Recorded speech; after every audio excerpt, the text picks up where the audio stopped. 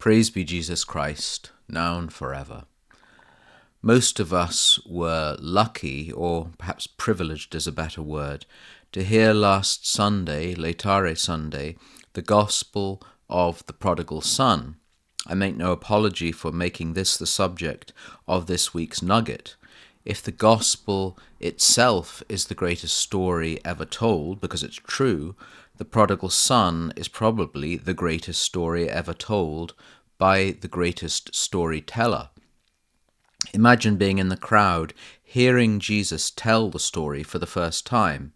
I know it's hard for us who've heard it probably 1,000 times, but we should try, at least for a moment, to imagine what it must have been like.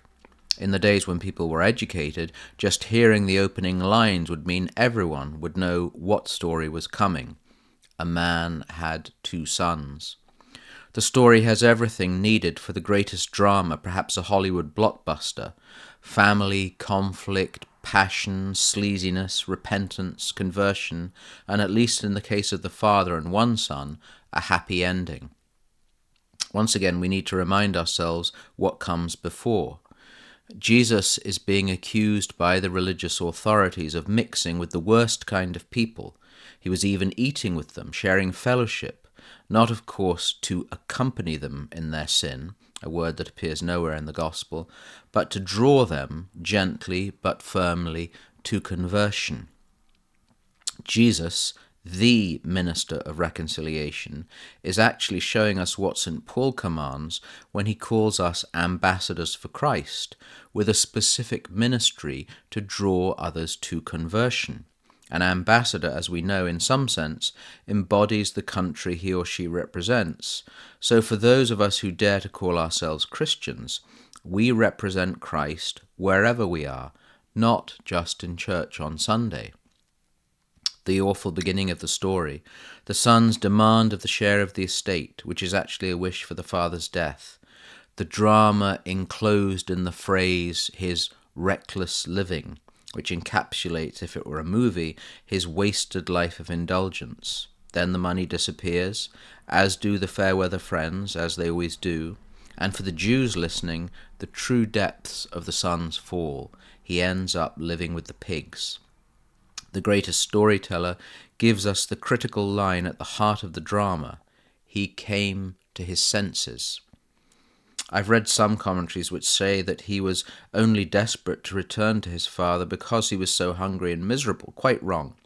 He had come to realize what was really important, what brought true joy, not the reckless living and false promises, but life in the Father's house, with the Father, which of course the fathers of the church always said refers to the church.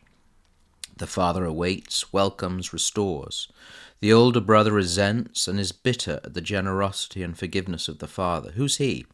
Certainly the religious authorities, but also all those who cannot forgive, including ourselves, and a society that for all its hedonism and excess is remarkably unforgiving. Christianity is indeed the religion of second, third, and multiple chances. We're in a world where people have not come to their senses. Our role as ambassadors is reconciliation.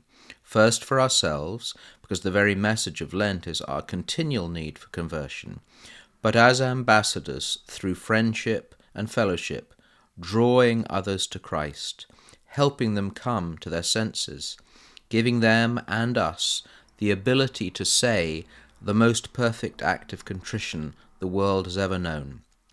Father, I have sinned against heaven and against you. I am no longer worthy to be called your son. Brethren, be sober, be vigilant, because your adversary the devil, like a roaring lion, walketh about, seeking whom he may devour.